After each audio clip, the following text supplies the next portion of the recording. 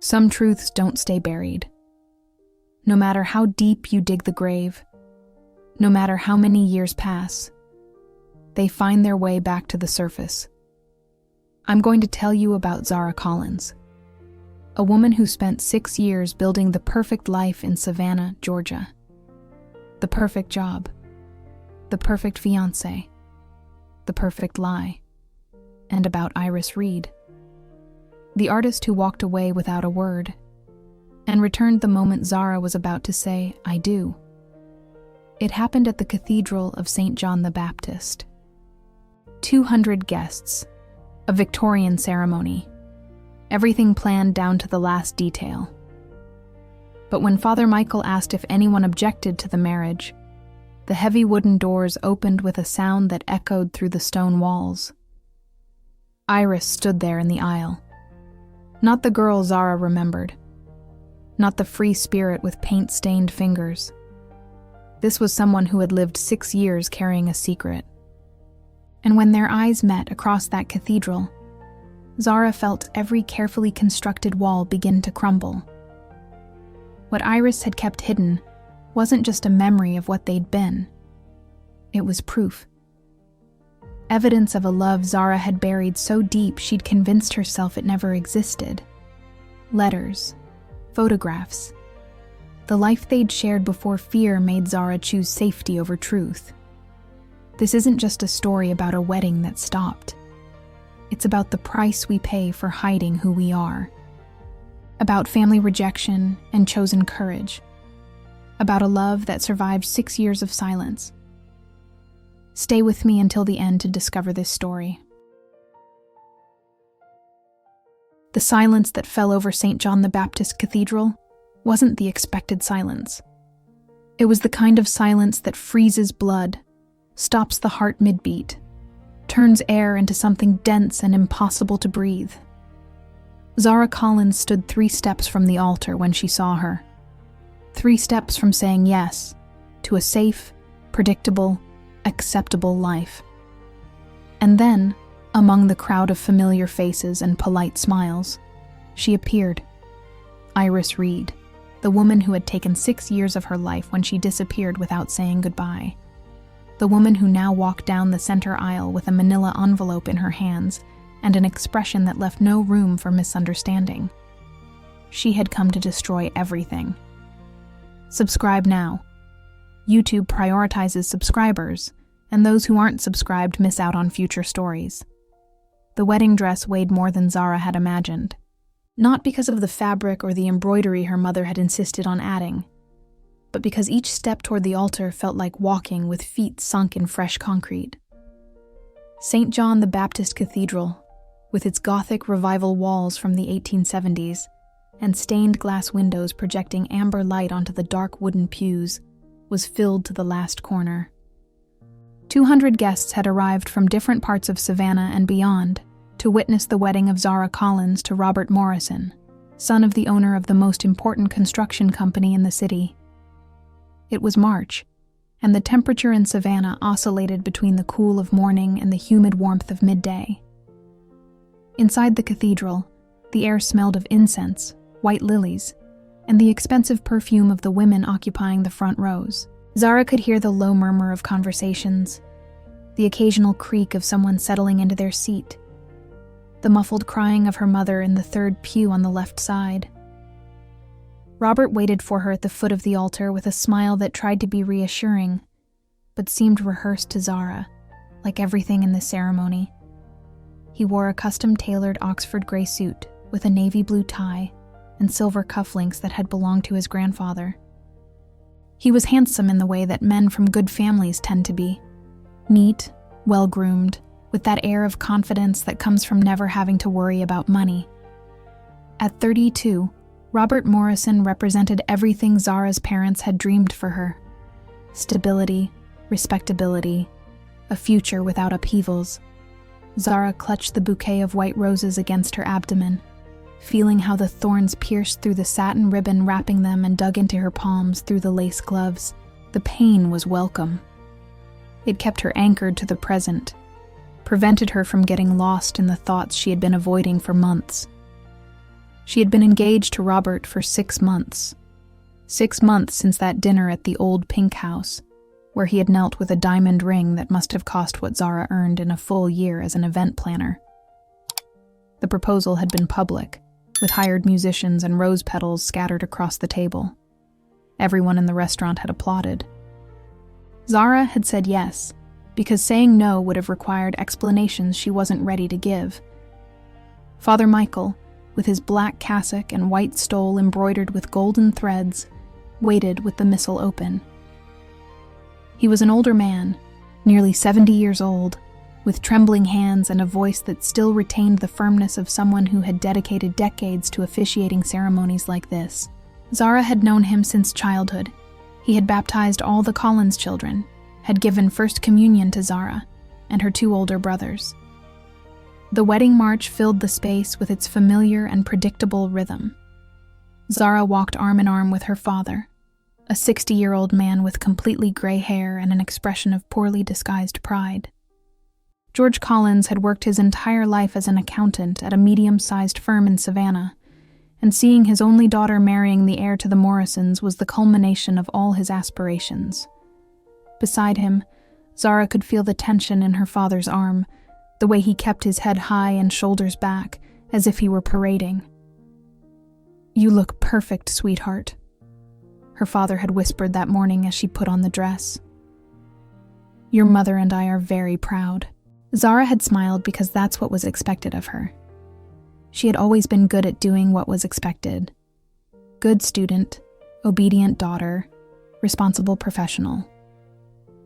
At 28 years old, Zara had built a solid career as an event planner, specializing in weddings and corporate celebrations.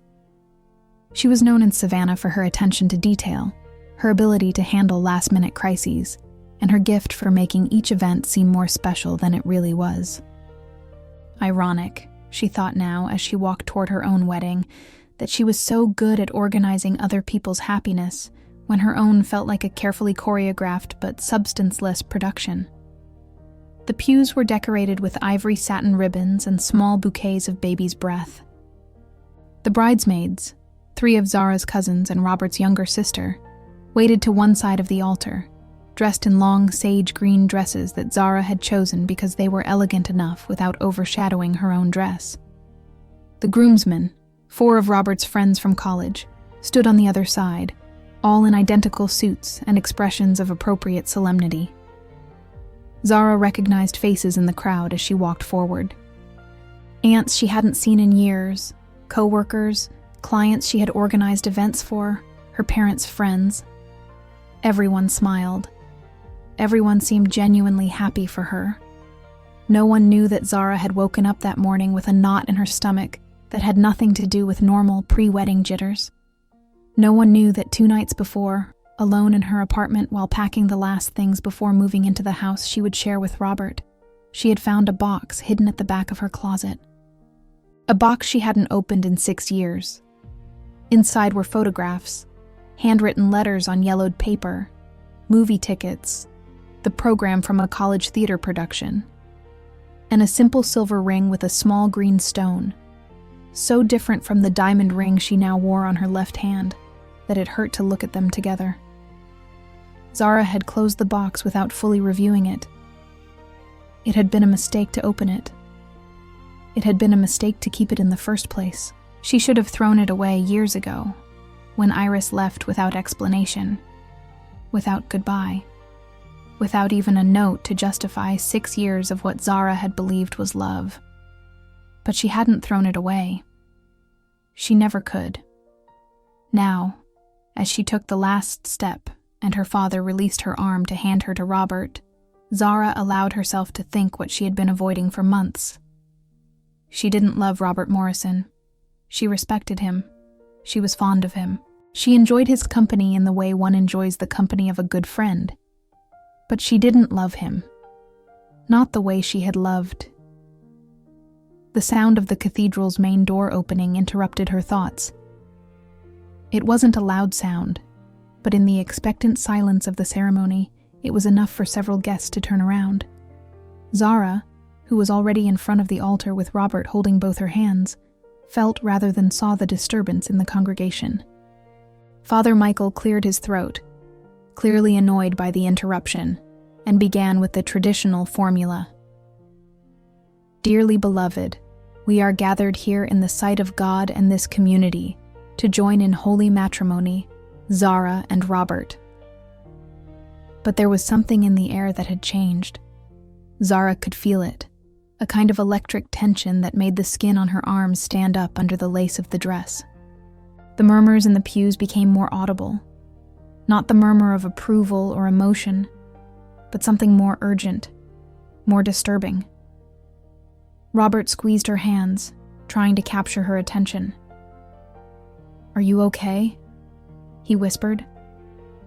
Zara nodded, but she wasn't okay.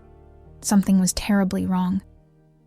She could feel it in every fiber of her body, that sensation of terrible anticipation, like when you know something is about to happen that will change everything but you can't stop it. "If anyone present knows of any impediment why these two should not be married," Father Michael continued, reciting words he had said 1,000 times before, "speak now, or forever hold your peace."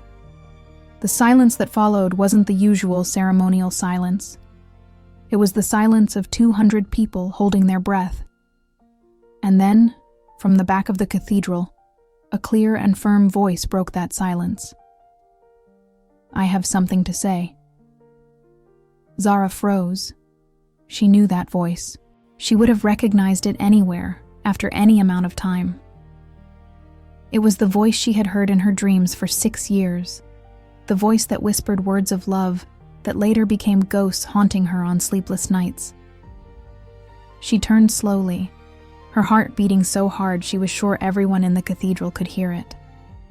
Iris Reed walked down the center aisle. She wasn't the Iris that Zara remembered from her 22 years, with worn jeans and faded band t-shirts, with long disheveled hair and that perpetual smile that made everything seem like an adventure. This Iris had short hair, cut in a professional style that framed her face in a way that made her look older, more serious. She wore a dark gray pantsuit with a white blouse underneath and low-heeled shoes. In one hand she carried a manila envelope that seemed to contain documents, but her eyes were the same. Those hazel eyes that Zara had loved, that had looked at her with such tenderness, such passion, such promise of a future that never came. What is this supposed to mean? Robert's voice sounded confused, almost amused, as if he believed this was part of some tradition he didn't understand. "Zara, do you know this woman?" Zara couldn't speak. She literally couldn't make her vocal cords produce sound. Iris continued forward, with measured and confident steps, until she was a few meters from the altar. The murmurs in the congregation became a low but constant noise of surprise and speculation. "Excuse the interruption," Iris said, and her voice was calm, almost kind, but there was an edge of determination underneath that Zara recognized. "I know this is unconventional, but there's something Zara needs to know before she makes this decision." "Miss," Father Michael intervened with a tone of authority, "this is highly inappropriate. If you don't leave immediately, I'll have to ask that you be escorted." "6 years ago," Iris interrupted, and now her voice rose enough for everyone to hear her clearly. "Zara and I—" "No," Zara's voice finally came out, high-pitched and desperate. "Don't do this. Please."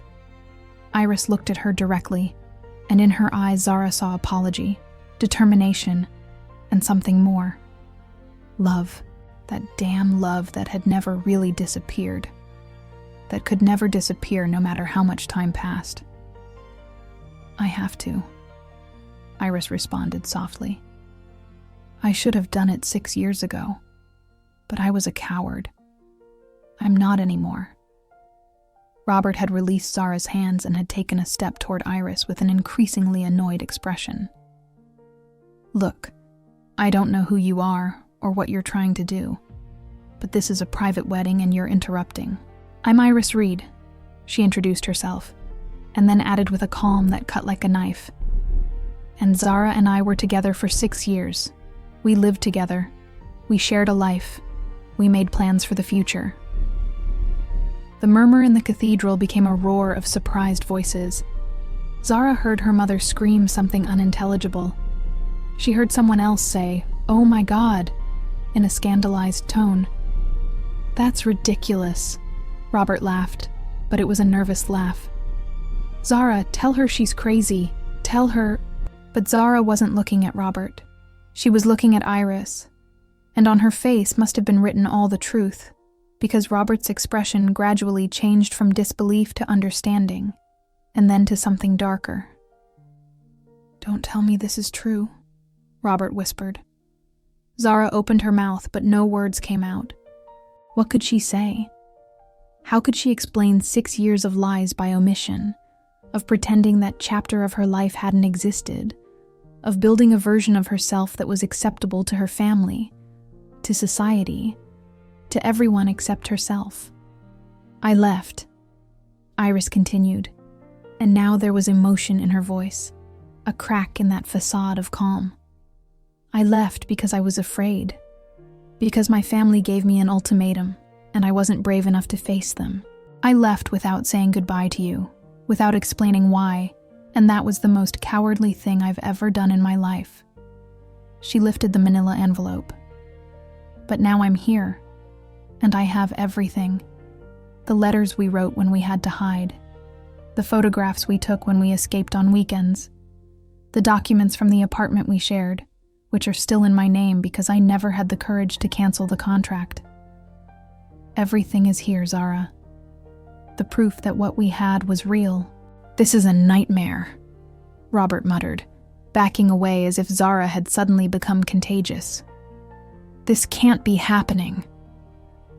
Zara's father had stood up from his seat and was walking toward the altar with an expression of absolute fury. "Get out of here! Get out immediately! How dare you come here with these lies?" "They're not lies, Mr. Collins," Iris responded, and there was sadness in her voice. "You know it. That's why you threw us out of your house that time you found us together. That's why you forbade Zara from seeing me again." George Collins's face turned red. Several people gasped audibly. Zara's mother had fainted in her seat, and 2 aunts were fanning her frantically. Zara realized she was trembling. Her whole body vibrated as if she were standing on unstable ground. She looked at Iris, then at Robert, then at her father, and finally at the congregation of faces looking at her with expressions ranging from pity to absolute scandal.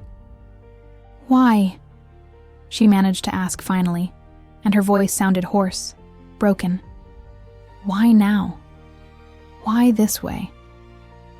Iris took one more step closer, and Zara could see that she was trembling too, that this wasn't easy for her either. "Because I've lived 6 years wondering what would have happened if I had been brave," Iris responded.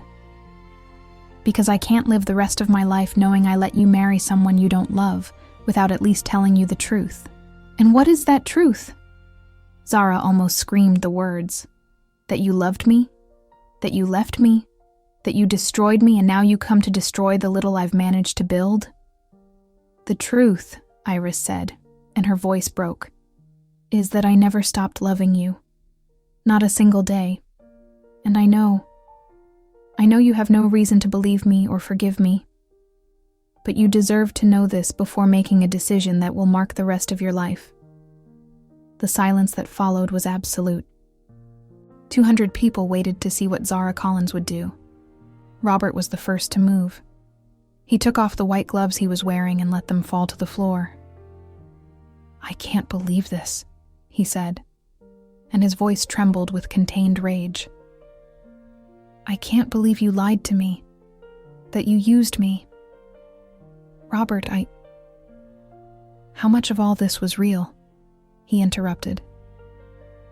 "Did you ever love me? Or were you just trying to convince yourself you could be normal?" The word normal fell between them like a bomb. Zara felt as if she had been slapped. Everything was real, she whispered. I want a life with you. But you don't love me. Robert sounded less angry now, just tired, defeated. You never loved me, did you? Zara wanted to lie. She wanted to say yes, that she loved him, that all this was a terrible misunderstanding and that Iris was crazy and didn't know what she was talking about. But when she opened her mouth, what came out was the truth. Not the way you deserve to be loved. Robert nodded slowly, as if that answer confirmed something he already knew. He turned and walked toward the side aisle of the cathedral, passing his parents who called out to him, passing his friends who tried to stop him. He left, and Zara stood at the foot of the altar with her thousands of dollars wedding dress and her carefully constructed life crumbling around her. Her father reached her and grabbed her arm hard, enough to hurt. We're leaving, he ordered. Now. Dad, I said we're leaving.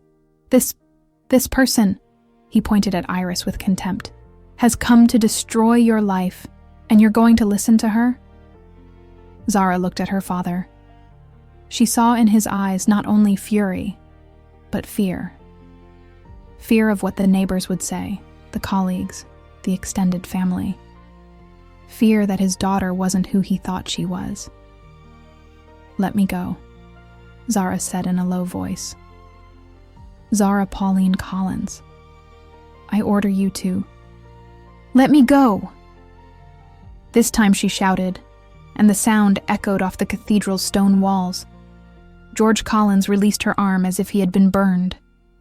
Zara turned toward Iris, who still stood in the same place, with the manila envelope pressed against her chest like a shield. You, Zara said, and her voice trembled with an emotion she couldn't name. You have no right. You have no right to come here after 6 years and do this. I know, Iris responded simply. You know? Zara laughed, but it was a bitter laugh, without humor. You know, and yet you decided to destroy my life? Destroy the wedding? Embarrass me in front of everyone? I didn't come to destroy your life.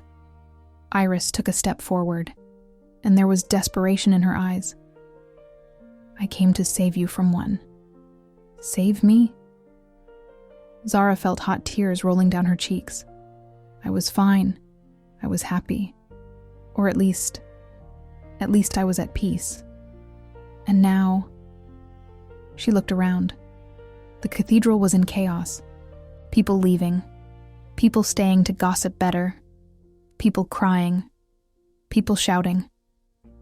Her mother had been carried outside by her aunts.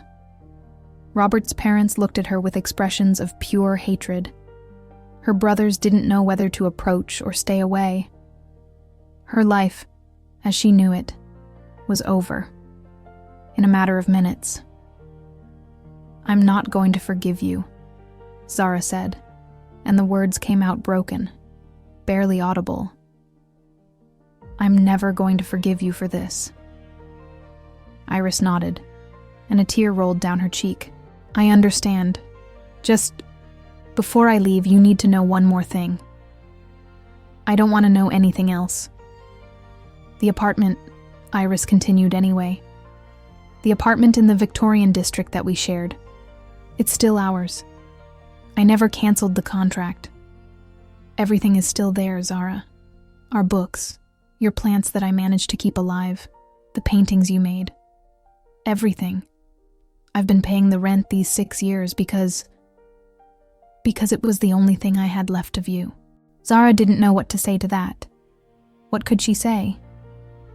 Iris extended the manila envelope to her. The key is here, and the documents, and everything I saved from us. In case someday you want to remember that we were real. Zara didn't take the envelope. She couldn't. If she took it, if she touched anything Iris offered her, everything she had built in these 6 years of denial would come crashing down completely. Go, she whispered.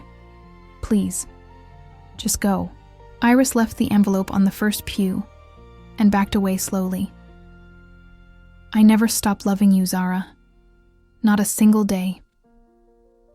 And then she turned and walked toward the cathedral door with the same dignity with which she had entered, leaving behind a silence full of ruin. Zara stood in front of the empty altar, with her white dress now stained with tears, surrounded by the remains of the life she had tried to build to please everyone except herself. And in that moment, as Father Michael murmured prayers of consolation, and her family tried to approach, as guests whispered and took photos with their phones that would surely be on social media in minutes, Zara realized something terrible and liberating at the same time. Maybe Iris hadn't come to destroy her life. Maybe she had come to show her that the life she was living had never really been hers. 6 years earlier, Savannah was a different city for Zara Collins. Or maybe it was Zara who was different. At 22 years old, fresh out of the Savannah College of Art and Design, with a degree in business management specializing in events, Zara saw the world as a place full of possibilities. She hadn't yet learned to be afraid of who she was. She hadn't yet learned to hide. It was September, and fall in Savannah painted the streets of the historic district with a particular golden light that made everything look like it was from a postcard. Zara worked for a small event planning company called Perfect Moments, run by a woman named Patricia Sanders who had seen potential in her during her professional internship. The office was located in an old building on Bull Street, in the heart of the historic district, 2 blocks from Forsyth Park. It was a small but charming space, with high windows overlooking the cobblestone street and walls that Patricia had painted a soft beige color. There were 3 desks, file cabinets full of florist and vendor catalogs, and a small kitchen where they made coffee that always tasted burnt, but everyone drank anyway. Zara shared the space with 2 colleagues, Lucy, a 40-year-old woman who had been working in events for 15 years and knew all the vendors in the city, and Sandra, who was 25 and specialized in floral decoration. It was a good job. Patricia was a demanding but fair boss. The projects were interesting, and Zara felt she was learning and growing professionally. She lived in a small apartment in the Midtown area, which she shared with 2 college roommates. The apartment had 2 bedrooms, a combined living-dining room, a tiny kitchen, and a bathroom that always had problems with hot water. It wasn't much, but it was hers, and Zara had decorated it with movie posters, plants she bought at the Forsyth Farmers Market, and photographs from her travels around the United States. On weekends, when she didn't have events to coordinate, Zara used to go to the City Market Art Center, a small corner near River Street where local artists sold their works. She liked to walk among the stalls, see the paintings and crafts, have coffee in the small cafes in that area. It was her escape place. Her way of disconnecting from the stress of organizing weddings for couples who were often more difficult to handle than the logistics of the events themselves. It was on one of those weekends, a Saturday in late September, when she met Iris Reed. Zara had entered a small art gallery she had never visited before. It was called Free Space and was in a narrow alley off the main market. The gallery was small, with exposed brick walls and wooden floors that creaked with each step. There were paintings hanging on the walls, mostly works by local artists, some figurative, others abstract. There were also small sculptures on pedestals, framed photographs, and in a corner, a table with used art books. Zara was looking at a particularly interesting painting, an abstract composition in blues and greens that reminded her of the ocean, when she heard a voice behind her. "It's beautiful, isn't it? Although I always thought the colors were too obvious." Zara turned around and saw a woman about her age, with long brown hair tied in a messy ponytail, worn jeans, a black t-shirt with the faded logo of some rock band, and red Converse sneakers. She had hazel eyes, large and expressive, and a smile that was half mischief, half apology. "Too obvious?" Zara repeated, not knowing whether to feel offended or intrigued. The woman shrugged. It's very sea, sky, hope, freedom. Like the artist was trying too hard to make a statement. Sometimes the most interesting thing is what's not obvious. Zara looked at the painting again, trying to see it from that perspective. And what would be the non-obvious? Look at the brushstrokes, the woman approached, pointing without touching. Here, in this corner, there's brown, just a touch, almost imperceptible. Like the artist was drinking coffee while painting and accidentally stained the canvas, but they left it.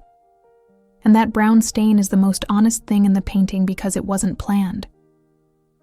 Zara leaned in to look closer, and indeed, there was a small brown stain in the lower right corner. "You're right," she admitted. "I didn't even notice it." Most people don't. Most people stay with the obvious. Zara turned completely to look at the woman. "Are you an artist?" "I try to be," she responded with a smile. "Though right now I pay the bills working here. I'm Iris Reed." She extended her hand. Zara shook it, noticing that Iris's hand was stained with dried paint on her knuckles. "Zara Collins, and I'm not an artist at all. I plan events." "Weddings and stuff?" "Weddings, corporate parties, quinceañeras, anniversaries. All kinds of celebrations where people want everything to turn out perfect." Iris whistled low. "That sounds stressful." "It is," Zara admitted. "But it's also satisfying when everything goes well, when you see a happy bride or proud parents, because their daughter's party was exactly as they dreamed." "And you? Do you someday want one of those perfect weddings?" The question took Zara by surprise, not because it was inappropriate, but because it was something she had been thinking about lately without wanting to admit it. "I don't know," she responded honestly. "Sometimes I feel like I plan so many weddings that I've lost the desire to have my own." Iris laughed, and it was a genuine, warm laugh. "That makes sense. Like chefs who say the last thing they want to do when they get home is cook." They talked for almost an hour. Iris showed her other pieces in the gallery, sharing observations that were sometimes insightful, sometimes absurd, but always interesting. Zara discovered that Iris was 23 years old, had studied law at Savannah State University, but her true passion was art, worked at the gallery 4 days a week, and painted in her free time. "Law?" Zara had asked in surprise. "And why did you study that if you wanted to be an artist?" Iris's expression had become more serious for a moment. "Because my family said art wasn't a real career. My father is a lawyer, my mother too. They expected me to follow the family tradition. So I did. I graduated, passed my bar exam, and then I told them I wasn't going to practice, that I was going to paint. And what did they say? That I was a disappointment." Iris responded with a light tone, but Zara could see the pain behind it. "That I was wasting my life. That I would never amount to anything. The usual things parents say when their children don't meet their expectations." Zara had felt an immediate connection with that. Although her parents had never been so harsh with her, she had felt their disappointment when she decided to study something related to events, instead of something more serious like accounting or medicine. When they finally left the gallery, it was late. The sun was setting, tinting the sky with oranges and pinks. "Would you like to get some coffee?" Iris asked. "I know a place nearby that has the best pecan pie in the city." Zara should have said no. She had to review the details of a wedding that would take place the next day. She had to do laundry. She had to call her mother, who had been bothering her on the phone because Zara hadn't gone to Sunday dinner last week. "I'd love to," she responded. The cafe was on a side street near the waterfront, a small place called Café Nostalgia, with worn wooden tables and mismatched chairs. It smelled of freshly brewed coffee, cinnamon, and sweet bread. They ordered coffee and pecan pie and sat at a table near the window.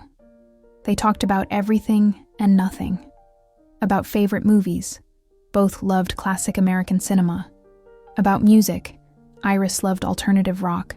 Zara preferred pop but was open to discovering new things. About books, Iris mainly read nonfiction about art and cultural movements.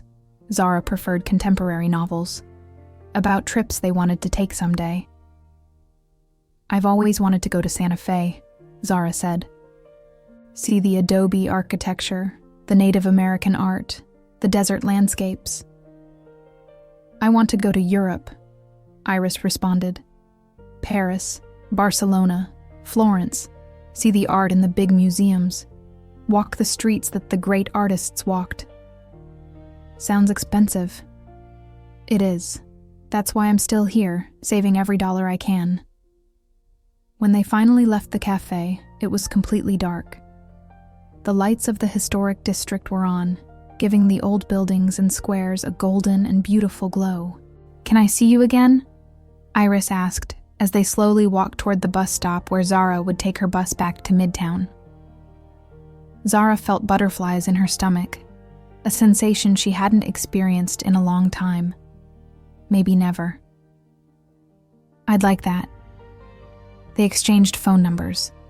Iris insisted on waiting with Zara until her bus arrived, even though that meant she would have to walk in the opposite direction to get to her own apartment in the Starland district.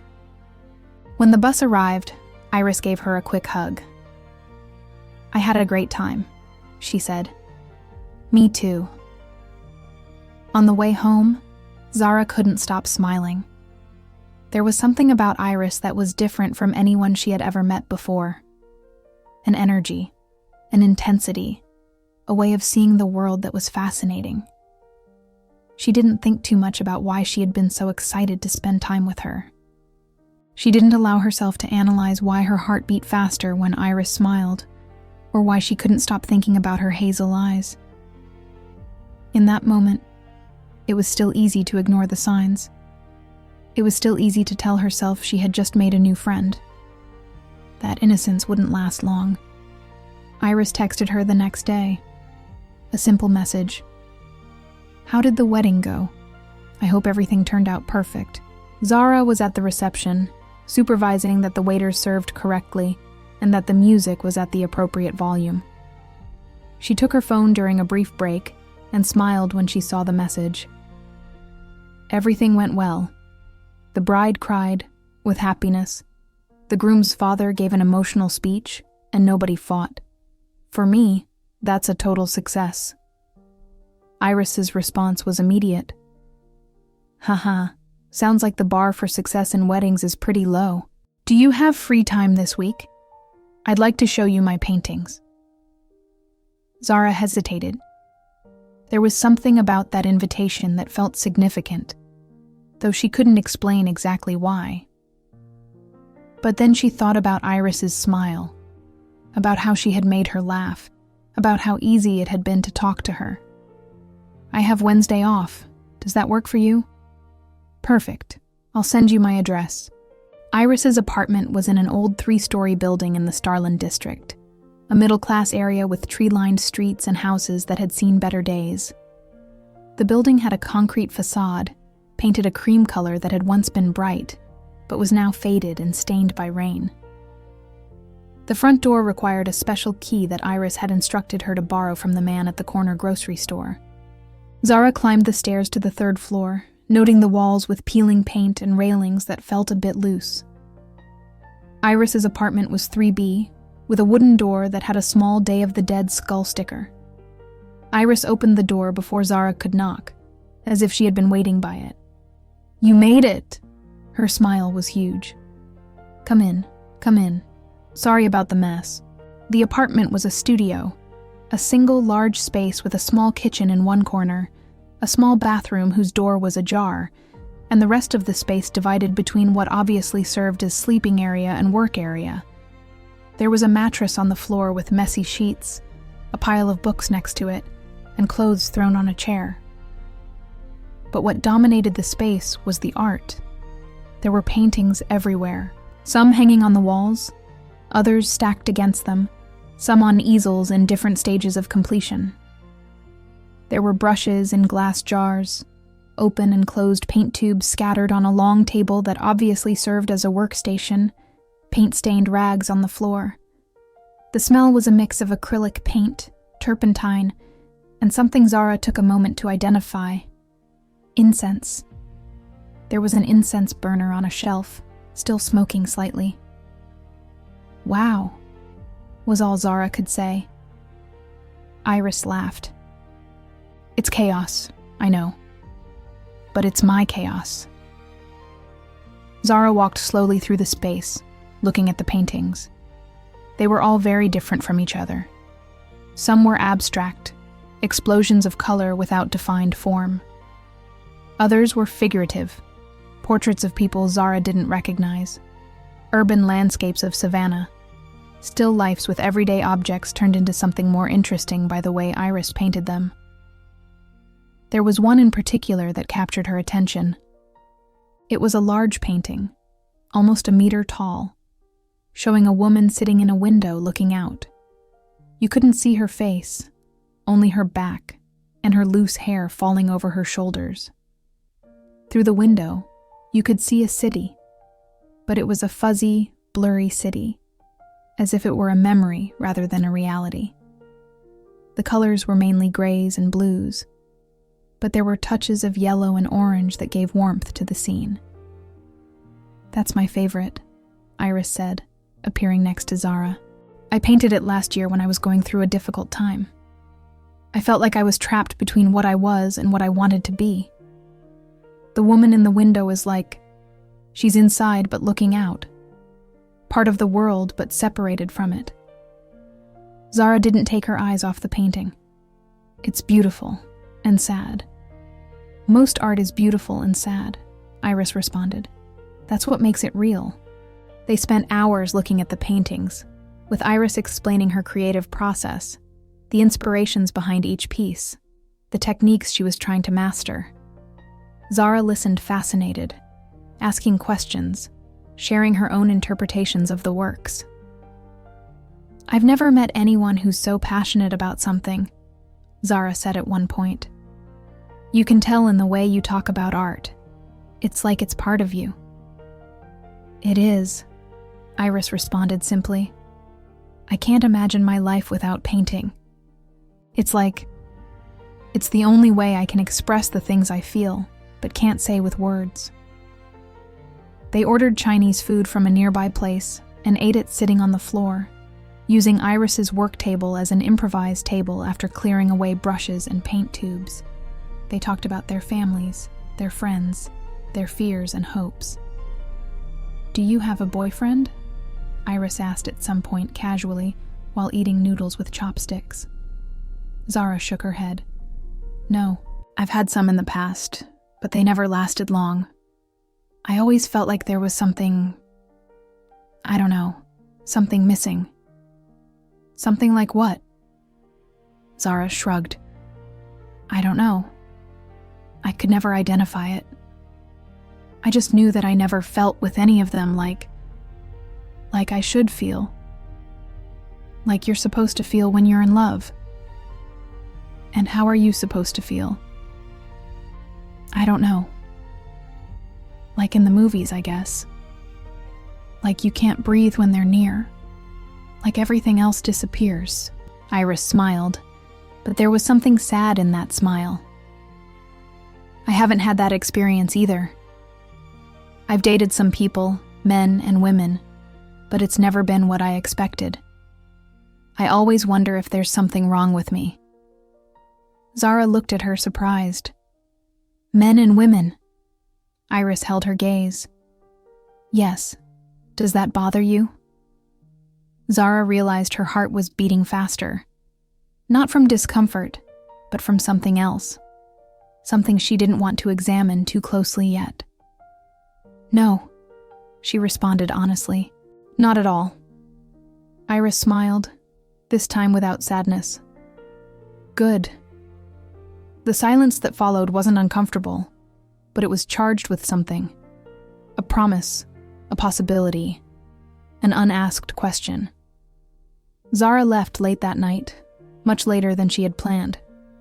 Iris insisted on accompanying her to the bus stop, even though that meant she would have to walk back alone in the dark.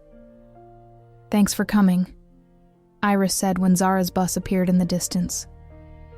"I don't usually show my paintings to people. Most don't understand.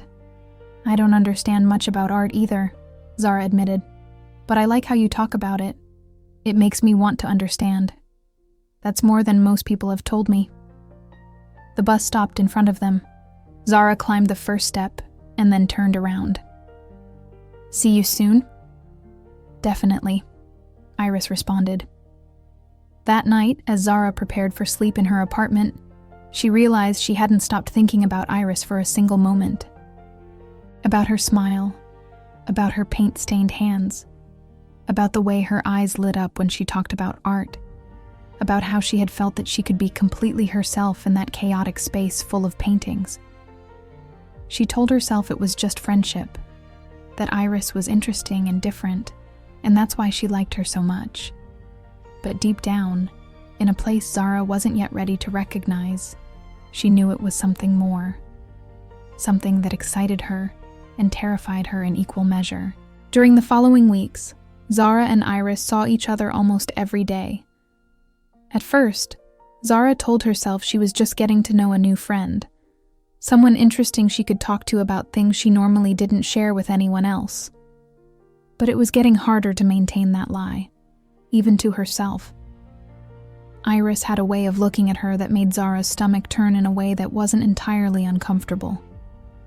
When they laughed together, and they laughed a lot, Zara felt a lightness she had never experienced before. When Iris casually touched her arm during a conversation, or when their hands accidentally brushed, Zara felt an electric current run through her skin. It was October when everything changed irreversibly. They had gone to the Telfair Museums, one of the most important art museums in Savannah, located in 3 historic buildings in the downtown area. It was a Wednesday afternoon, and the museum was relatively empty. They walked through the rooms of American art, with Iris explaining the techniques and cultural influences she could identify in the pieces. Zara wasn't paying much attention to the explanations.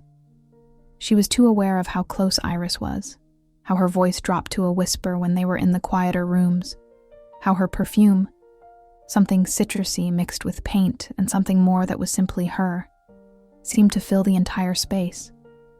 They were in a small room on the 2nd floor, in front of a sculpture of a female figure, when Iris suddenly turned to her. "Are you okay?" she asked. "You've been very quiet." Zara opened her mouth to give some excuse, but the words wouldn't come out. Instead, she found herself looking into Iris's eyes, those hazel eyes that now watched her with a mix of concern and something more. Something Zara was finally ready to recognize as desire. Zara began, and her voice sounded shaky even to her own ears. "I don't know what's happening to me." "What's happening to you?" Iris took a step closer, and now they were so close that Zara could count the small freckles Iris had on her nose. "With you," Zara whispered. "I don't know what's happening to me with you." The silence that followed was heavy, charged with all the things neither had dared to say aloud during these weeks. "Zara," Iris said finally, and her voice was so soft she could barely hear it. "I don't know what's happening either, but I think I don't want it to stop." It wasn't a planned kiss. It wasn't romantic like in the movies. It was clumsy and quick, barely a brush of lips that lasted 2 seconds before both separated, looking at each other with eyes wide open. "I'm sorry," they both said at the same time, and then laughed nervously. "You don't have to apologize," Iris said. "Neither do you." They stood there, in that small museum room, with a centuries-old sculpture as the only witness, and the world felt simultaneously bigger and smaller than it had been before. "What does this mean?" Zara asked after a moment. Iris shrugged, but there was a smile on her lips. "I don't know, but we can figure it out together, if you want." "I'm scared," Zara admitted. Me too. But being with you doesn't scare me as much as the idea of not being with you. They left the museum half an hour later, walking closer than they had walked before, their hands constantly brushing until finally Iris intertwined her fingers with Zara's. It was a simple gesture, but for Zara it felt like crossing a line from which there was no return. They didn't talk much on the way back. There wasn't much to say that words could express. When they reached Iris's building, she stopped at the entrance. "Do you want to come up?" she asked. Zara knew that if she went up, something would definitely change. She knew this was a turning point, a decision that would have consequences she could barely imagine. "Yes," she responded. Iris's apartment was as always, chaotic, full of paintings and the smell of paint. But now it felt different. Everything felt different. They sat on the mattress on the floor, not quite knowing what to do or say. Iris put music on her laptop, something soft and instrumental that Zara didn't recognize, but thought was perfect for the moment. "I've never done this before," Zara said after a while. "With a woman, I mean." "I have," Iris responded. "But it never felt like this." "Like what?" "Like it matters. Like it's something more than just experimenting or rebelling. This feels real." Zara moved closer until their knees touched. "I'm scared of how real it feels." "Me too." The second kiss was different from the first. It was slower, more deliberate, more honest. And when they finally separated, both were trembling. "We don't have to rush," Iris whispered. "We can go as slow as you need." "I don't want to go slow," Zara responded, surprising herself with her own honesty. "I've already wasted too much time not knowing this, not knowing I could feel this way." They spent hours talking, kissing, discovering each other. Zara fell asleep on Iris's mattress around 3 a.m, with Iris's arm around her waist and a sense of peace she had never known before. When she woke up the next morning, the sun was coming through the window without curtains, illuminating dust particles in the air. Iris was already awake, lying on her side, watching her with a soft smile. "Good morning," Iris murmured. "Good morning." "Do you regret it?" Zara thought about the question. She thought about her family, about what they would say if they knew. She thought about her coworkers, her friends, about the entire life she had built with the expectation that someday she would meet a suitable man, get married, have children, live a conventional and acceptable life. "No," she finally responded. "I don't regret anything." And in that moment, she meant it completely. The following months were the happiest of Zara's life. They kept their relationship secret, of course. Zara wasn't ready to face the questions, the judgments, the consequences of living openly as who she really was. But in private, with Iris, she could be completely herself. They saw each other almost every night, sometimes at Iris's apartment, sometimes at small cafes where they knew they wouldn't run into anyone who knew them. On weekends, when Zara didn't have events to organize, they escaped to nearby towns, Tybee Island, Hilton Head, Charleston, where they could walk hand in hand without fear of being seen by someone who knew them. Iris taught her to paint, although Zara was terrible at it, and they both knew it. Zara taught her to dance, and they discovered that Iris had 2 left feet. But that didn't matter because they laughed so much that the dancing itself was irrelevant. In December, 3 months after that first kiss in the museum, Iris proposed something that Zara had been both wanting and dreading. They were in Iris's apartment, eating takeout they had bought from a nearby restaurant, when Iris said, "I've been thinking about something." "What?" "My lease is up next month. And I was thinking that maybe we could look for a place together." Zara stopped with food halfway to her mouth. "Together? Like Living together? Yes. Iris sounded nervous. I know it's fast, and I know you haven't told anyone about us yet, but I'm tired of having to say goodbye to you every night. I want to wake up with you every morning. I want to have a place that's ours, not just mine or yours. If this doesn't deserve a like, I don't know what does. Zara felt tears burning in her eyes, not from sadness, but from something more complex. Joy mixed with fear, hope mixed with anxiety. And what would I tell my family? She asked in a low voice. My roommates? You could say you found a better apartment, closer to work. They don't have to know you're living with me. Not yet, if you're not ready. And would that be okay for you? Continuing to hide? Iris took her hand. I don't like having to hide you, but I understand you, and I'd rather have you in secret than not have you at all. Zara thought about all the reasons why this was a bad idea. She thought about the lies she would have to tell, the complications that would come, the risk of someone discovering the truth. But then she thought about waking up next to Iris every morning. She thought about having a shared space where they didn't have to hide. She thought about building a life together, even if that life had to exist in the shadows for now. Yes, she said. Let's look for a place together. Iris's smile was so bright that Zara felt like the sun had come out in the middle of the night. They found an apartment in the Victorian District, a middle-class neighborhood with quiet streets and trees that provided shade on the sidewalks.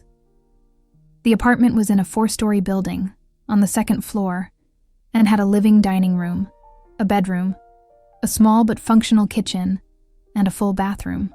It wasn't big, but it had good natural light and a small terrace where Iris immediately planned to put an easel to paint. The rent was more than Zara was paying in her shared apartment, but between the two of them they could cover it. They signed the contract in January, with Iris as the main tenant and Zara as her roommate.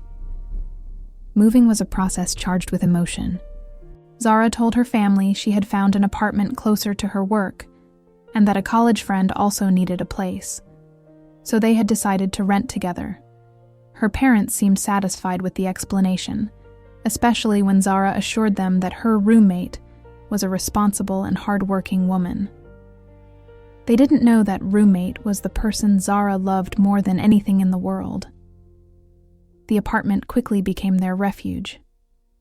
Zara decorated with her characteristic sense of order and aesthetics. Cream-colored curtains, decorative pillows, plants on every available surface. Iris filled the walls with her paintings and turned a corner of the living room into her improvised studio.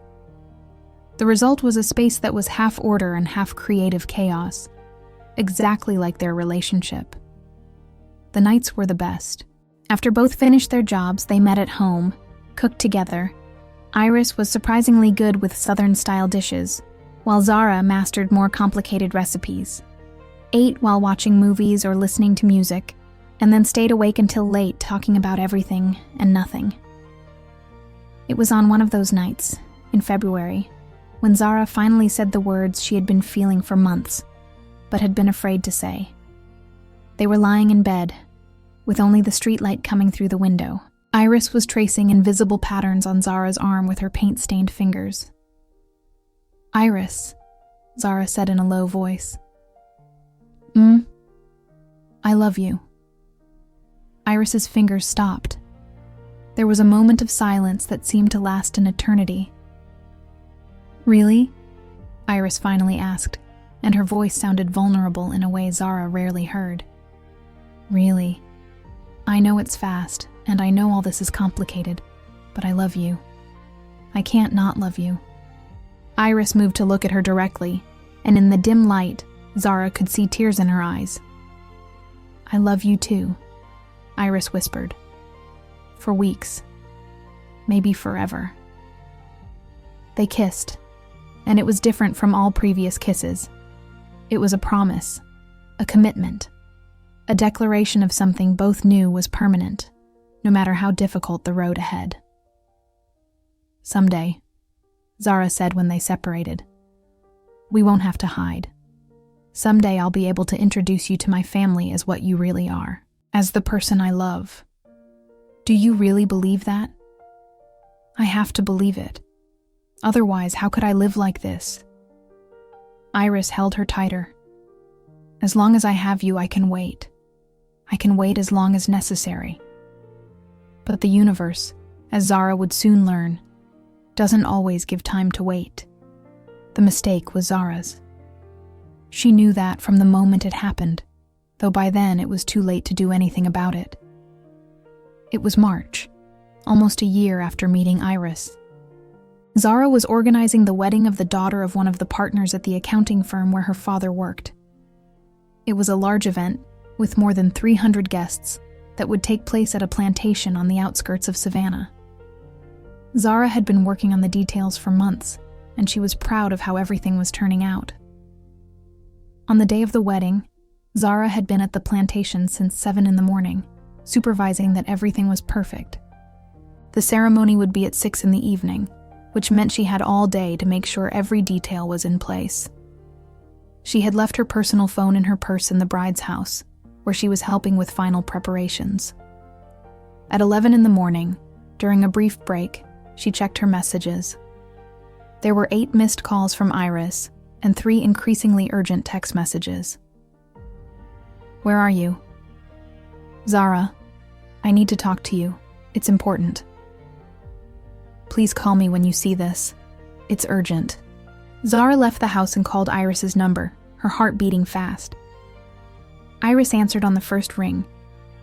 "Zara?" Her voice sounded tense, almost on the edge of panic. "What happened? Are you okay?" "I'm okay, but your dad came to the apartment." Zara's world stopped. "What?" "Your dad. He came like an hour ago. He said he needed to talk to you about something urgent, and that your mom had given him the apartment address. I didn't know what to do. I told him you weren't there, that you had left early for an event." "Did he see you? Did he see the apartment?" "Yes, Zara. He saw everything. The paintings, my things mixed with yours, everything. He didn't say anything directly, but the way he looked at me..." "Zara, I think he suspects." Zara felt the ground opening beneath her feet. She leaned against the house wall, trying to breathe. "Where is he now?" "He left. He said he'd call you later." But Zara, his expression, I've never seen someone so angry without saying a word. Okay. I have to finish this event and then I'll go home. I'll go to my parents' house. Do you want me to come with you?" "No," Zara responded quickly. Perhaps too quickly. "No, it's better if you go alone. I'll handle this." There was silence on the other end of the line. "Zara, you don't have to face them alone." "I know, but I have to do it. This was inevitable, I guess. I just hoped to have more time." She hung up before Iris could respond, because if she kept talking, if she heard the worry in Iris's voice one more second, she would break down completely. And she couldn't afford to break down, not when she had a wedding to organize, and 200 guests depending on her keeping everything running smoothly. The wedding was beautiful. Everything turned out exactly as planned. The bride cried, the groom looked overwhelmed with happiness, the guests had fun. Zara moved through the event like an automaton, smiling, solving small problems, making sure everything flowed perfectly. But inside, she was frozen with fear. She finished her work around 11 at night. Normally, she would have gone straight to the apartment, where Iris would be waiting for her. But that night, she drove toward her parents' house in the Ardsley Park neighborhood. The lights were on when she arrived, despite the hour. Her father was waiting for her. George Collins was sitting in the living room, in his favorite armchair, with his hands clasped over his lap. He didn't stand up when Zara entered. He didn't even greet her. "Sit down," he ordered, pointing to the sofa in front of him. Zara sat, her hands trembling. She could hear her mother in the kitchen, moving from side to side but not coming out, as if she didn't want to witness what was about to come. "I went to your apartment today," her father began, and his voice was dangerously calm. "Your mother wanted me to take you some papers from your grandmother that you need for your tax documents. I had the address you gave us." He stopped, as if waiting for Zara to say something, but she couldn't speak. Her throat had closed completely. "Imagine my surprise," he continued, "when a woman who clearly lives there opened the door for me. Not a casual roommate, but someone who's obviously very comfortable in that space. And then, when I went in, because she invited me in very politely, I should add, I saw things I can't unsee. Dad. No." His voice rose for the first time. "Don't try to explain. Don't insult my intelligence by pretending I don't know exactly what's going on." The silence that followed was the heaviest Zara had experienced in her life. "How long?" her father finally asked. "A year," Zara whispered. "A year. A whole year living this lie. It's not a lie. Iris and I—" "Iris? That's her name?" He laughed, but it was a laugh without humor. "And what exactly is she? Your girlfriend? Your partner? How am I supposed to refer to this?" "She's the person I love," Zara responded, and saying those words aloud in front of her father was simultaneously terrifying and liberating. George Collins stood up so abruptly that Zara flinched. "Don't say that. Don't you dare call this love." "But it is. Dad, I love her, and she loves me, and I know this isn't what you expected. I know it's not what you wanted for me, but what? You expect me to accept it?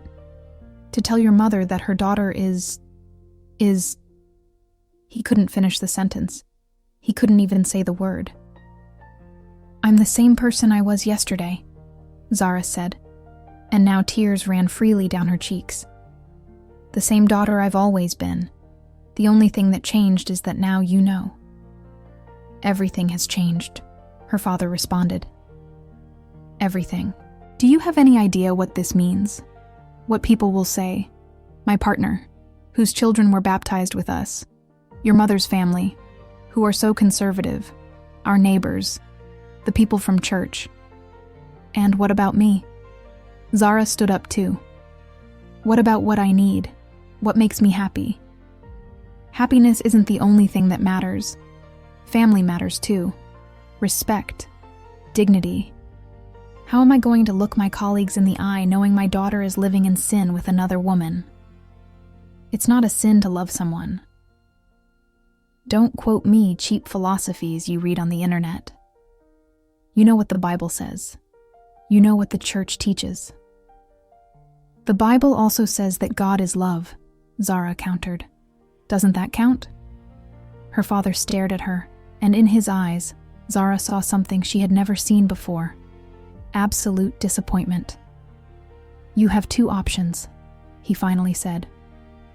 "You end it with that woman, you move back here, or get an apartment on your own, and you seek help. There are therapists who can help you with this." "Conversion therapy?" Zara almost laughed. "Dad, that doesn't work. There's nothing to fix." "Or that option," her father continued, as if he hadn't heard her. "Or you're no longer welcome in this house." The words fell between them like stones. "Are you kicking me out?" "I'm giving you a choice.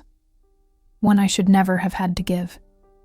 Zara looked at her father, this man who had raised her, who had carried her on his shoulders when she was a child, who had cried with pride at her graduation, and she realized she didn't know him at all. Or maybe she knew him too well. "I'm not going to leave Iris," she said with a firm voice. "I'm not going to pretend I don't love her. I'm not going to seek to be fixed because I'm not broken." "Then you no longer have a family." Her mother's voice came from the kitchen, a muffled cry of, "George!" But her father didn't move. "If you walk out that door," he continued, "don't come back. Not until you're ready to do the right thing." Zara felt like something inside her was breaking, but she also felt something else, a terrible clarity. "Okay," she said, and her voice barely trembled. "If that's what you need to do." She picked up her purse, which she had dropped on the sofa when she entered, and walked toward the door. Her mother came out of the kitchen, her face stained with tears. "Zara, please. It doesn't have to be this way." "Yes, it does," Zara responded. "As long as Dad makes me choose between who I am and his approval, yes, it does. But family, a family that asks me to deny who I am isn't a family I can have." She left the house without looking back. Not because she didn't want to, but because she knew that if she looked, if she saw her mother's face, she would lose the courage she was barely maintaining. She drove back to the apartment with tears blinding her, stopping twice because she couldn't see the road. When she finally arrived, it was past midnight. Iris was awake, waiting for her in the living room. She stood up immediately when Zara entered. "What happened?" Zara collapsed. She literally let herself fall to the floor, and the tears she had been holding back since leaving her parents' house finally came out in great sobs that shook her entire body. Iris knelt beside her, holding her, whispering words of comfort that Zara could barely hear over the sound of her own crying. "He kicked me out," she finally managed to say between sobs. "My dad kicked me out. He said I'm not welcome in his house unless I leave you." She felt Iris's body tense. "Zara, if you need to..." "No," Zara interrupted fiercely, lifting her head to look at her. "I'm not going to leave you. I'm not going to pretend this isn't real. I lost my family, but I'm not going to lose you too. You don't have to choose. I already chose. I chose you. I chose us." Iris held her tighter, and Zara could feel that she was crying too. "I'm so sorry," Iris whispered. "This is my fault. If I hadn't opened the door, if I had..." "No, this isn't your fault. It's the fault of a world that's not ready to accept that love exists in different forms. And it's my father's fault for choosing his pride over his daughter." They stayed like that for a long time, embraced on the floor of their apartment, while the world outside kept spinning indifferent to their pain. That night, lying in bed, Iris said, "We're going to be okay. You and me. We're going to build our own family. Do you promise?" "I promise. No matter what happens, no matter who else turns their back on us, we'll always have each other." Zara wanted to believe it. In that moment, lying in Iris's arms, she almost could believe it. But what she didn't know, what she couldn't know, was that the pressure of living in the shadows, of being rejected by the families that were supposed to love them unconditionally, of constantly hiding, would eventually take its toll. And that toll would be higher than either could have imagined. If any part of this story resembles your life, the hype button helps keep it from staying silent. The months following the break with her family were the most difficult of Zara's life, but also, in a strange way, the most authentic. For the first time in her 23 years, she was living completely as herself, without masks, without lies. And although it hurt, God, how it hurt, being separated from her mother and her brothers, there was a freedom in that truth she had never experienced before. Iris was her anchor during those dark months. When Zara cried in the middle of the night, missing Sunday family dinners or her mother's morning phone calls. Iris was there. When Zara questioned if she had made the right decision, if it was worth losing her family for a love that the world seemed determined not to validate, Iris reminded her why they had chosen this, why they had chosen each other. "You didn't choose between your family and me," Iris would tell her on those difficult nights. "You chose between living a lie or living your truth, and your family chose not to be part of that truth. That was their decision, not yours." Zara wanted to believe that. Some days she managed to. She tried to contact her mother several times during the first months. Phone calls that went straight to voicemail. Text messages that remained unanswered. Once she went to the house when she knew her father was at work. But her mother didn't open the door, although Zara knew she was inside because she saw the curtains move. After 6 months, she stopped trying. The rejection was too painful, and Zara finally accepted that her family wasn't going to change their mind, at least not soon. She focused on building a life with Iris, and for 2 years, it was a good life. They worked hard during the week. Zara continued organizing events, and her professional reputation grew. Patricia, her boss, never asked about her personal life, but Zara suspected she knew, or at least intuited the truth.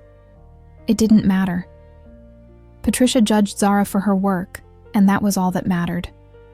Iris got a better job at a larger gallery downtown, with a salary that allowed her to paint less out of necessity and more out of passion. Her paintings began to sell occasionally, not enough to live off of, but enough to give her hope that someday she could. Weekends were theirs. Sometimes they stayed in the apartment all day, painting, reading, making love, cooking elaborate meals that took hours to prepare. Other times they escaped to nearby towns where they could walk hand in hand without fear. They visited the beaches of Tybee Island, the marshlands of Hilton Head, the historic streets of Charleston. They created their own traditions. Every Tuesday night was movie night at home, with homemade popcorn and movies they chose by turns. Sunday mornings, Iris made Zara breakfast in bed, always scrambled eggs with tomatoes, the dish Iris mastered best. On Fridays, no matter how tired they were, they went out to dinner at some new restaurant they wanted to try. They had a small group of friends who knew about their relationship and accepted it. Other event planners Zara had met through work, who turned out to be part of the LGBT community. Artists Iris knew from the galleries. It wasn't a large group, but it was theirs. And in those gatherings, in those safe spaces, they could be completely themselves. It was at one of those gatherings, at the home of a couple of women who had been together for 15 years, that Zara first saw what her future could be. A real, tangible, possible future. "How do you do it?" she asked one of the women, Sophia, while they drank wine on her terrace. "How do you handle the stares, the comments, the constant pressure?" Sophia, a woman in her 40s with silver hair and kind eyes, smiled. "At first it's hard. I'm not going to lie to you. But over time, you build armor. You learn that the opinion of strangers isn't worth your peace of mind. And you surround yourself with people who love you just as you are. And family? My family rejected me completely." "Mine did too," Sophia responded. "For years. But eventually, some came back. My younger sister was the first. Then my mom after my dad died. Not everyone will come back, Zara. Some never will. And you have to make peace with that. But those who really love you, those who really matter, will eventually find a way to accept you." Zara wanted to believe that. And for a time, she could imagine a future where her mother knocked on her door, where her brothers came to visit her, where her father finally saw that the love she felt for Iris was as valid as any other love. But that future never came. It was April, almost 2.5 years after Zara had moved in with Iris, when everything started falling apart again. Iris had been acting strange for weeks. Quieter than normal, more distant. Zara attributed it to work stress. The gallery was going through restructuring and had laid off several employees. But there was something more, something Iris wasn't saying. One night, while they ate dinner in silence in their apartment, Zara finally asked, "What's going on? And don't tell me nothing, because I know something's wrong." Iris put down her utensils with a metallic sound against the plate. "My parents contacted me." Zara felt her stomach sink. "What?" "Last week, my mom called me at work. They want to talk to me. They said that they're willing to try to understand." She should have felt joy for Iris. She should have been happy that her partner had the chance to reconcile with her family. But what she felt was fear. "And what did you tell them?" "That I had to think about it. That it's been 2.5 years, and they can't just show up and expect everything to be okay." "But you want to see them." It wasn't a question. Iris looked up, and in her eyes Zara saw guilt. "They're my family, Zara. I know they hurt me. I know it was horrible how they reacted when I told them about us. But they're my parents. And if there's a chance to fix this..." "I understand," Zara interrupted, though the truth was, she wasn't sure she understood at all. Iris met with her parents 2 days later. Zara waited at home, trying to watch TV, to read, to do anything that wasn't obsessing about what was happening in that meeting. When Iris returned, it was almost 11 at night. She entered the apartment with red and swollen eyes from crying. "How was it?" Zara asked, though part of her didn't want to know the answer. "Difficult," Iris responded, dropping onto the couch. "My mom cried. My dad barely looked at me. But in the end, they said they're willing to try to accept it. To accept us." "That's good," Zara said, trying to sound genuinely happy. "It's a step forward. But there are conditions." And there it was. The price of acceptance. "What kind of conditions?" Iris took a deep breath. "They want me to go to therapy. Not conversion, they clarified that. Just regular therapy to process this. And they want me to be discreet. Not to talk publicly about us. Not to make public displays." Zara felt rage bubbling in her chest. "So they want you to hide us." "We're already hiding," Iris pointed out wearily. "It's not that different from what we already do. But we're doing it because we feel we have no other choice, not because someone demands it as a condition for accepting us." "I know, you're right. But Zara, they're my family. And if this is what I need to do to have them back in my life..." "And what about me?" Zara asked in a low voice. "What about us? You're my family too. The most important one." "But..." Iris covered her face with her hands. "But I miss my mom. I miss the phone calls and the family dinners and having a place to go on Christmas that isn't just this apartment. And I know that sounds selfish." "It doesn't sound selfish," Zara interrupted, moving to sit beside her. "It sounds human. I miss my family too. Every day." They held each other in silence, and Zara felt the weight of what they weren't saying, the weight of all the things that love, by itself, couldn't solve. Iris started therapy the following week, and started spending more time with her parents. Weekly dinners that gradually became dinners twice a week, then daily phone calls with her mother. Zara tried to be happy for her, tried not to feel jealous that Iris's family was willing to try when hers had closed the door completely. But it was hard. Especially when Iris started arriving home late, when she started canceling their Tuesday and Sunday traditions because she had family commitments. "Come with me," Iris proposed once. "My parents said they were willing to meet you." But Zara knew what that meant. Meeting her as Iris's friend, as roommate, not as the person Iris loved, with whom she shared a life, with whom she slept every night.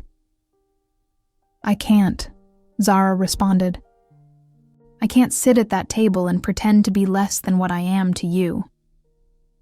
Iris didn't insist, and that was perhaps the first moment when Zara realized that something fundamental was changing between them. The following months were a slow deterioration. They didn't fight exactly. There were no big explosions of anger or dramatic accusations, but there was a growing distance, a space between them that hadn't existed before. Iris spent more and more time with her family. Zara focused more on her work, accepting increasingly larger projects, working late so she didn't have to return to an empty apartment. They still loved each other. Zara was sure of that. But love, she discovered, sometimes isn't enough when the outside world presses from all angles. It was in June, 3 years after meeting, when the final ultimatum came. Iris came home one night with an expression Zara couldn't read. They sat in the living room, on opposite ends of the couch, and Zara knew, even before Iris spoke, that her life was about to change again. "My parents offered me a job," Iris finally said. "In Atlanta, at my dad's firm. They say that if I accept, if I show that I'm focused on my professional career, if I step away from this for a while, we could have a real relationship again. As a family." "Step away from this?" Zara repeated. "You mean step away from me?" Iris didn't respond, but she didn't have to. "You can't be considering this," Zara said, though deep down she knew Iris wasn't just considering it. She had already made a decision. "I've been thinking," Iris began, and her voice trembled. "Thinking about what our life is like. Hiding. Without family. Unable to plan a real future because everything has to be secret. Is this really living, Zara?" "It's living with honesty," Zara responded. "It's living as who we really are. But at what cost? We've lost our families. We can't walk down the street holding hands without feeling stares. We can't talk openly about us with most people. I'm tired, Zara. I'm tired of fighting." "So what? You're going to give up? You're going to pretend this never happened?" "I'm going to try to have a normal life," Iris responded, and tears ran down her cheeks. "A life where I don't have to choose between the person I love and the rest of the world." "You're choosing me or the rest of the world," Zara said. "You can't have both. Not the way they want." "I know, and I choose to try to fix things with my family. I choose to accept this job. I choose to leave." The words fell between them like bombs. "When?" Zara asked, and her voice sounded hollow even to her own ears. "Monday. The job starts Monday." "That's in 3 days." "I know. Zara, I'm sorry. I'm so sorry. But I can't keep going like this. It's destroying me." Zara stood up. She couldn't stay seated, couldn't be near Iris in that moment without completely falling apart. "And me? What am I supposed to do?" "You could come with me," Iris suggested weakly. "You could look for work in Atlanta. We could what? Keep hiding but in a different city? Pretend to be friends so your family feels comfortable?" "No, Iris. I'm not going to do that." "Then what do we do?" Zara looked at her. This woman she had loved more than anything in the world, who had taught her what it was to be herself, who had promised they would always be together no matter what. "I think you've already decided what we're going to do." Iris left on Sunday. Zara helped her pack her things, her paintings, her clothes, her books, all the small pieces of their shared life that now had to be divided. They worked in silence, because there were no words that could make this less painful. When the cab arrived to take Iris to the bus, they hugged at the apartment door. It was a long, desperate hug, full of everything they couldn't say to each other. "I love you," Iris whispered. "I'm always going to love you." "It's not enough," Zara responded. "Love isn't enough if you don't have the courage to defend it." Iris separated, with tears running down her face. "Someday," she said, "when things are different, when the world is kinder, maybe—" "No," Zara interrupted. "There is no maybe. If you leave now, if you leave me this way, there's no coming back." "Zara?" "Go," Zara said, and closed the door. She stood on the other side, listening to Iris's footsteps going down the stairs, the sound of the cab starting, the silence that remained after. Then she slid to the floor and cried like she had never cried before. The days turned into weeks, the weeks into months. Zara kept the apartment, paying the full rent alone even though it meant working more hours, accepting more events. She couldn't leave it. It was the only thing she had left of what they had built together. Iris didn't contact her. Not a call, not a message, not an explanation beyond what they had already said. It was as if those 3 years together had never existed. Zara tried to move on. She went on some disastrous dates with men that her coworkers set her up with, trying to convince herself she could live the normal life everyone seemed to want for her. But each date ended with the same empty feeling, the same certainty that she was betraying something fundamental in herself. After 6 months, she stopped trying. She focused on her career. She became the best event planner in Savannah. Cold, efficient, professional. She never talked about her personal life. She never let anyone get too close. And then, 2 years after Iris left, she met Robert Morrison at a corporate event she was organizing for his company. Robert was kind, predictable, safe. He represented everything her parents would have wanted for her if they didn't know the truth. When Robert proposed 6 months later, in that restaurant full of people applauding, Zara said yes because it seemed like the easiest option. Because she was tired of being alone. Because she thought that maybe, if she tried hard enough, she could become the person everyone expected her to be. She was wrong. The apartment in the Victorian District was exactly as Zara remembered it, and that was the most painful thing of all. A week had passed since the interrupted wedding. A week of hiding in a cheap hotel on the outskirts of Savannah, ignoring furious calls from her parents, increasingly worried messages from her brothers, the formal apologies she had to send to the guests and wedding vendors. A week of not knowing what to do, where to go, who she was now, that the life she had carefully constructed had crumbled. The manila envelope Iris had left in the cathedral had been on the hotel nightstand for all those days. Zara had looked at it hundreds of times without daring to open it. But finally, on the morning of the 8th day, she opened it. Inside was the apartment key, as Iris had said.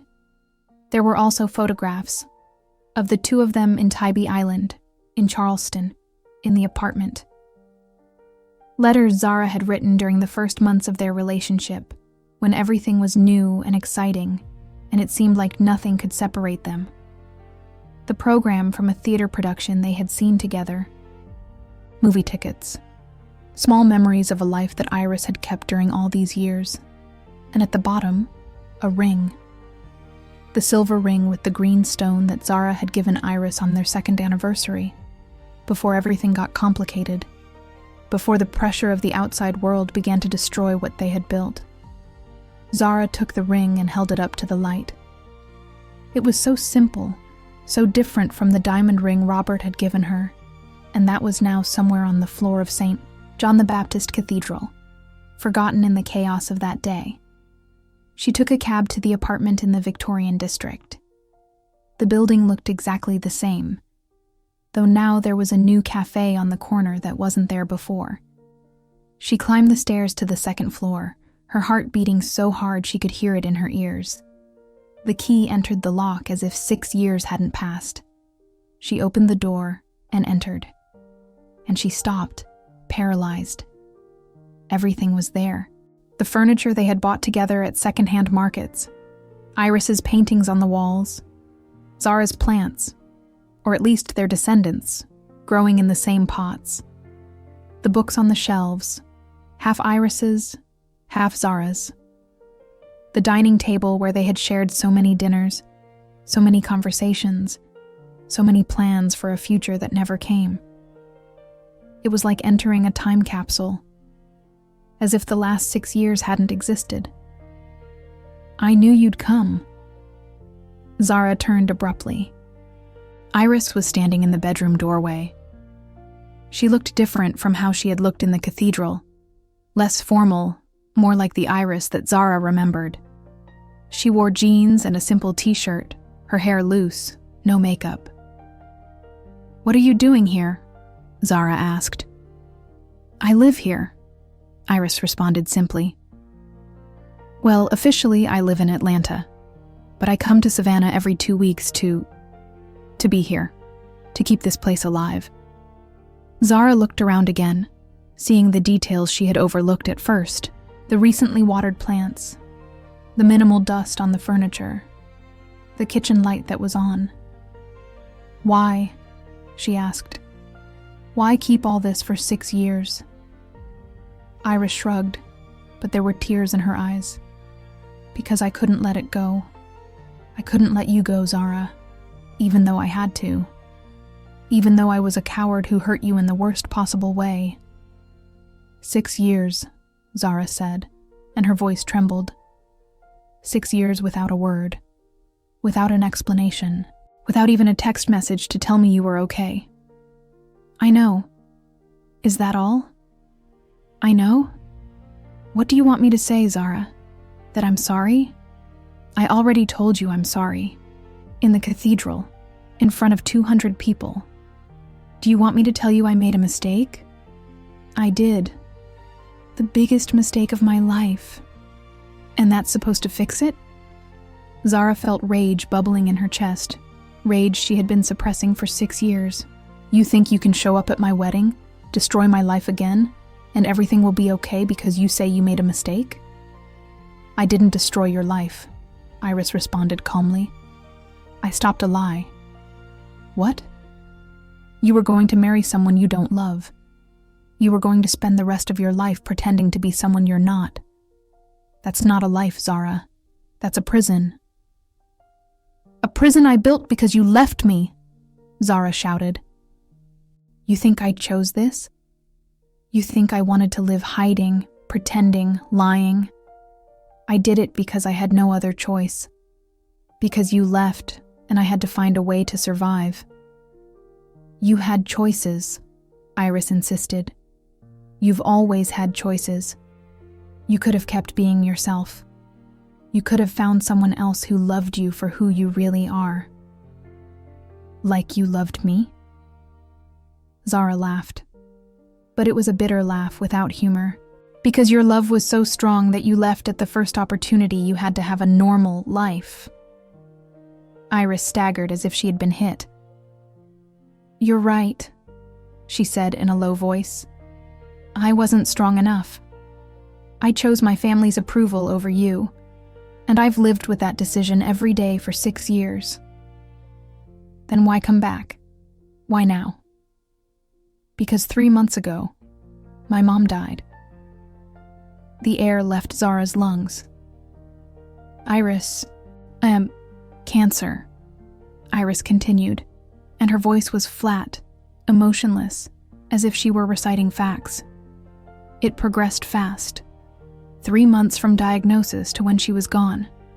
And in those 3 months, while I was taking care of her, while I watched her deteriorate, I had a lot of time to think about the decisions I had made, about what really mattered."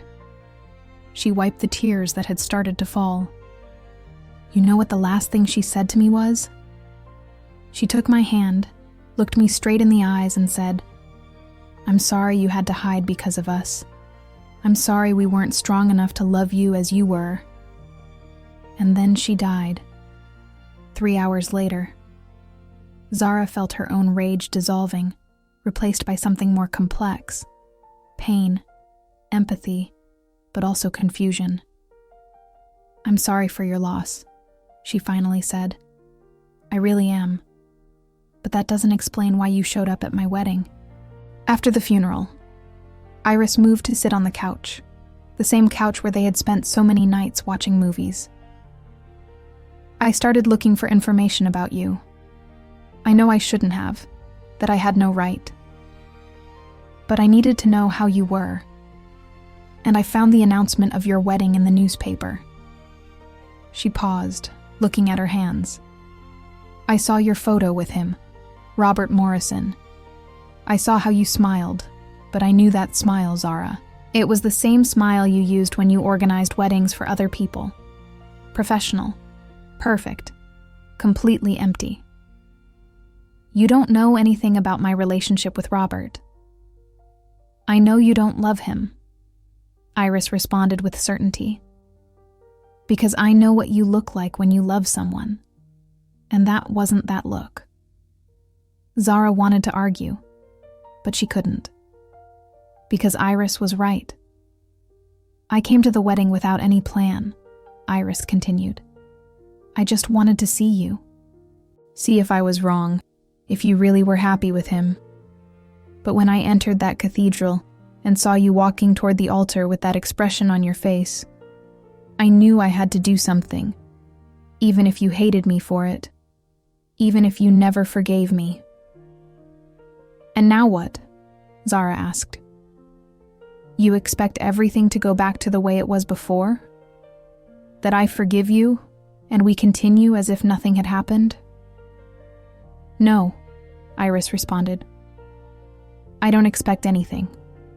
I just needed you to know the truth, that I never stopped loving you, that this place, our life, was always here waiting for you if you ever wanted to come back."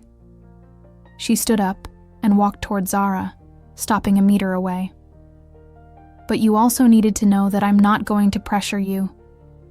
If you want me to leave, if you want to close that door and never see me again, I'll understand. I made my choice 6 years ago, and it was the wrong one. Now the choice is yours." Zara looked at her, this woman she had loved, who had hurt her, who had kept their shared life as a sanctuary for 6 years, and she realized something. "I'm angry with you," she said. "So angry, for leaving me, for not being brave enough, for making me believe we could have a future together and then destroying that belief. I know.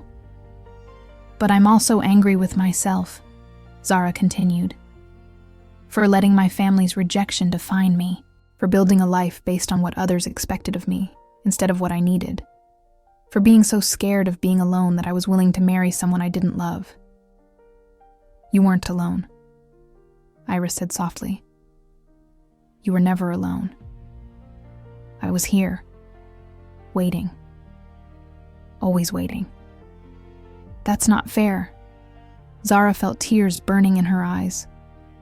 "It's not fair to expect someone to wait for you when you were the one who left." "You're right. It's not fair. None of this is fair." They stood there, in the apartment that had been their home, surrounded by the ghosts of what they had been, and the possibilities of what they could be. "I don't know if I can forgive you," Zara finally admitted. "I'm not asking you to. At least not now. I don't know if we can go back to being what we were." "We probably can't," Iris agreed. "We've changed. The world has changed, at least a little. We can't turn back the clock." "Then what can we do?" Iris extended her hand, palm up, offering it, but not forcing. "We can start over. Not as we were, but as we are now. No secrets, no hiding. Without letting fear or family pressure dictate who we can love." Zara looked at the extended hand. She thought about her family, who would probably never forgive her for canceling the wedding, for living openly as who she was. She thought about Robert, whom she had hurt deeply, even though she had never intended to. She thought about all the guests who had witnessed the scandal, about how the story would be told and retold in social circles throughout Savannah. She thought about all the obstacles they would still face if she decided to give this another chance. The stares, the comments, the constant struggle of existing in a world that still wasn't completely ready to accept their love. But then she thought about the 3 years they had shared in this apartment, about the mornings waking up together, about the nights painting while Iris hummed, about the improvised meals and Tuesday movies, and the feeling of being completely, authentically herself with someone. She thought about the 6 years she had spent living halfway, pretending, hiding from her own truth.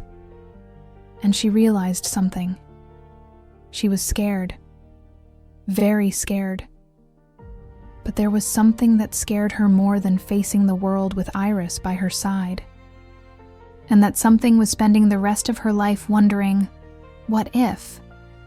Slowly, Zara extended her own hand and took Iris's. "I don't promise this is going to work," she said. "I don't promise I can forgive everything. I don't promise it will be easy." "I don't need promises," Iris responded, and her smile was through tears. "I just need a chance." "A chance," Zara repeated. "But with conditions. No secrets this time. No hiding. If we do this, we do it openly, no matter who has a problem with it." "No secrets," Iris agreed. "No hiding." They didn't kiss. Not yet. There was too much to heal, too much to process. But they stood there, in the apartment that had never stopped being theirs, with their hands intertwined, and something that felt dangerously close to hope, blooming in the space between them. Outside, the sun was beginning to set over Savannah, tinting the sky with oranges and pinks. And for the first time in 6 years, Zara felt that maybe, just maybe, there was a future worth imagining. It wouldn't be easy. Nothing worthwhile was. But she was finally ready to fight for it, to fight for them. And that, she thought as she looked at Iris, was enough to start. The gallery was full of people that March night. Art collectors, critics, curious onlookers, friends. The walls were covered with Iris's paintings, her first solo exhibition in an important gallery in Atlanta. Zara moved through the crowd with a glass of white wine in her hand, smiling as she listened to strangers discuss Iris's techniques, the themes of her works, the promising future of her career. She felt proud in a way that made her chest ache. "Do you know which one's my favorite?" Zara turned around. Iris was beside her, looking elegant in a simple black dress, her short hair styled back. "Which one?" Iris pointed to a painting in the far corner of the gallery. It was a portrait of 2 women sitting on a terrace at sunset, with golden light bathing them as they shared coffee. You couldn't see their faces clearly, but there was something in the way their bodies leaned toward each other, in the intimacy of the scene, that was unmistakable. "That one," Iris said, "because it's us. After everything." Zara smiled and took Iris's hand openly, in view of everyone in the gallery. "After everything," she repeated. It hadn't been easy. The 2 years since the canceled wedding had been full of challenges. Zara's family still wasn't speaking to her, though her younger brother had started sending her occasional messages. Iris's father had cut off all contact after his wife's death. They had faced subtle and not so subtle discrimination. They had had to be stronger than they had imagined. But they had also built something beautiful, a shared life, but this time without secrets, without shame. They had found a community of people who accepted them, supported them, celebrated them. Zara had expanded her event planning business, specializing in LGBT weddings that were increasingly accepted, increasingly celebrated. And most importantly, they had learned that love, when defended with courage and honesty, can survive almost anything. "Ready for the toast?" asked the gallery owner, approaching Iris. "Ready," Iris responded, but she didn't let go of Zara's hand. As the crowd gathered and the gallery owner began to speak about Iris's emerging talent, about the beauty of her work, about the bright future that awaited her, Zara looked around the room. She saw the LGBT couples who had come to support them. She saw the allies they had found in unexpected places. She saw the friends who had become chosen family, and she saw, in the paintings covering the walls, the story of their love painted in colors that no amount of rejection or fear could erase. The gallery owner raised his glass. "To Iris Reed," he said, "and to the love that inspires her art." Everyone toasted, and Zara, looking at Iris, thought about that day at St. John the Baptist Cathedral when her carefully constructed life had crumbled. She didn't regret anything, because that collapse had been necessary for her to build something real, something hers, something that was worth every tear, every fight, every moment of fear. After the exhibition, they walked through the streets of Atlanta holding hands.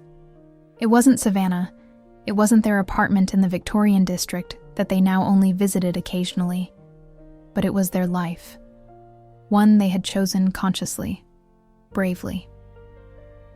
"What are you thinking about?" Iris asked as they walked. "That you were right," Zara responded. "That night at the cathedral, you didn't come to destroy my life. You came to save me from one." Iris squeezed her hand. "We saved each other."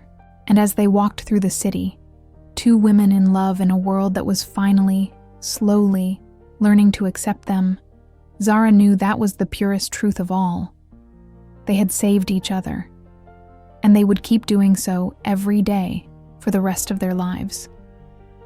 If you want the continuation of this story, write it in the comments, because that's the only way I'll know what you want. And don't forget that YouTube only prioritizes subscribers. So subscribe now so you don't miss the next story that will make you believe in love and second chances. This is only the beginning.